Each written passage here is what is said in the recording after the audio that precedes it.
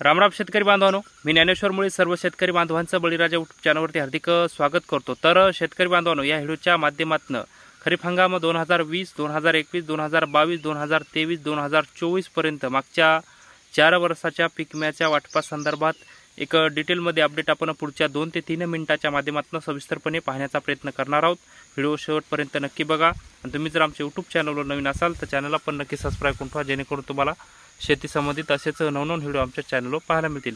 चला तर शेतकरी बांधवांनो, व्हिडिओला सुरुवात करूया। तर शेतकरी बांधवांनो, दिनांक 21 ऑगस्ट 2024 रोजी परळी येथे नियोजित कृषी प्रदर्शन कार्यक्रमानिमित्त राज्याचे मुख्यमंत्री एकनाथराव शिंदे साहेब, राज्याचे दोन्ही उपमुख्यमंत्री अजितदादा पवार, देवेंद्र फडणवीस साहेब, राज्याचे कृषी मंत्री धनंजय मुंडे साहेब व देशाचे कृषी मंत्री शिवराजसिंह चौहान यांच्या उपस्थितीमध्ये नमो शेतकरी महासन्मान निधी योजनेच्या 4थ्या हप्त्याचं वितरण राज्यातील 90 लाखापेक्षा जास्त शेतकरी बांधवांच्या खात्यामध्ये एका बटनावरती मुख्यमंत्री एकनाथ शिंदे यांच्या हस्ते करण्यात आलं।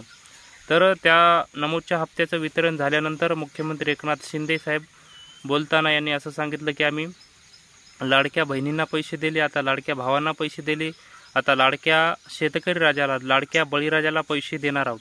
तर शेतकरी बांधवांनो, हे नेमके पैसे काय होते? तर तेच होते पैसे की मागच्या 2020चा असेल, 2021चा असेल, 2022चा असेल, 2023चा असेल, ज्या शेतकरी बांधवांनी मागच्या 4 वर्षामध्ये पीक विमा भरला होता आणि ज्या शेतकरी बांधवांना अद्यापही कोणत्याही प्रकारचा पीक विमा मिळाला नव्हता, त्या शेतकरी बांधवांसाठी आम्ही पीक विमा लवकरात लवकर शेतकरी बांधवांच्या खात्यामध्ये जमा करणार आहोत।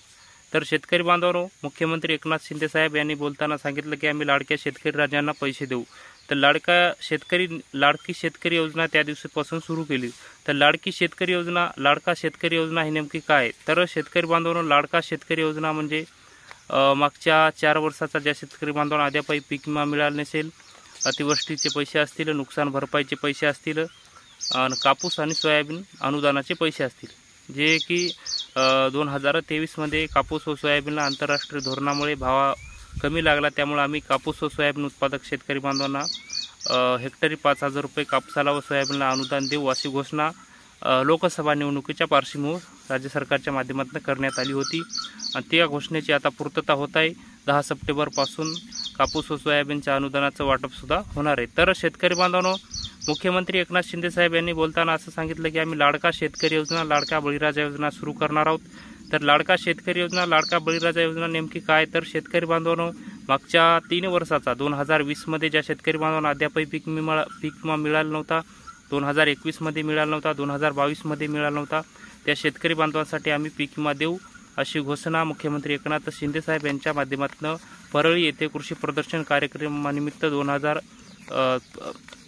21 ऑगस्ट 2024 या दिवशी परळी येथे नियोजित कृषी प्रदर्शन कार्यक्रमानिमित्त मुख्यमंत्री एकनाथ शिंदे साहेब यांच्या माध्यमातून घोषणा करण्यात आली होती। तर शेतकरी बांधवांनो, 34 जिल्ह्यातील सर्वच्या सर्व महसूल मंडळामध्ये पीक विम्याचं वाटप मागच्या ज्या शेतकरी बांधवांना अद्यापही 2020 पासून पीक विमा मिळाला नव्हता त्या शेतकरी बांधवांच्या खात्यामध्ये होणार आहे।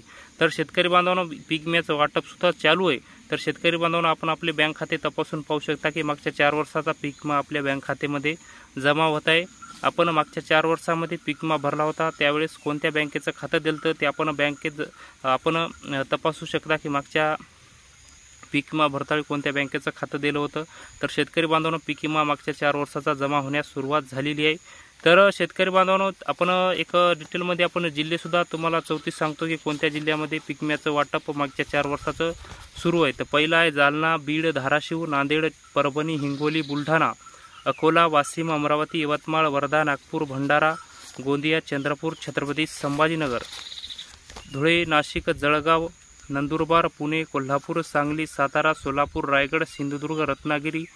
तर शेतकरी बांधवांनो, पालघर, ठाणे या सर्व जिल्ह्यामध्ये मागच्या 2020 पासूनच्या पीक विम्याचं वाटप सुरू आहे। दिनांक 21 ऑगस्ट 2024 रोजी देशाचे कृषी मंत्री शिवराजसिंह यांच्या उपस्थितीमध्ये मुख्यमंत्री एकनाथ शिंदे साहेब यांच्या माध्यमातून एक घोषणा करण्यात आली की आम्ही लाडका शेतकरी योजना सुरू करणार आहोत। तर लाडका शेतकरी योजना हीच आहे की मागच्या 4 वर्षाचा शेतकरी बांधवांना पीक विमा वाटप सुरू आहे। तर शेतकरी बांधवांना आपण आपली मागच्या 4 वर्षामध्ये विमा भरताना कोणत्या बँकेचं पासबुक दिलं होतं ते आपण तपासून पाहू शकता की पीक विमा जमा होत आहे। तर शेतकरी बांधवांनो, हे होतं खरीप हंगाम 2020, 2021, 2022, 2023 मागच्या 4 वर्षाच्या पीक विमा वाटपासंदर्भात एक डिटेलमध्ये ते अपडेट आम्ही आमच्या व्हिडिओच्या माध्यमातून आपल्यापर्यंत सांगण्याचा प्रयत्न केला।